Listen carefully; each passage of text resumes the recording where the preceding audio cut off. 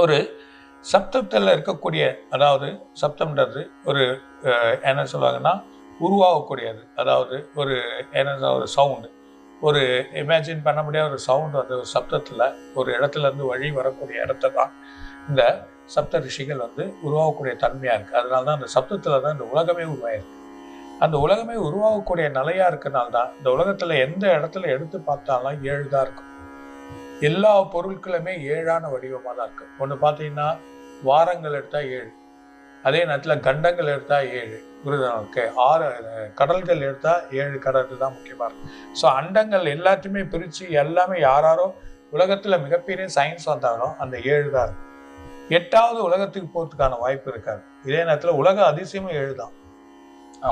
ஆமாம் 8வது அதிசயன்றது இன்னைக்கு வரல. எவ்வளோ முயற்சி பண்ணாங்க, நம்ம மதுரை மீனாட்சி அம்மன் கோயில், தஞ்சாவூர் இதெல்லாம் எடுத்து பார்த்தாங்க. ஆனால் எதுவும் அதில் அவங்களால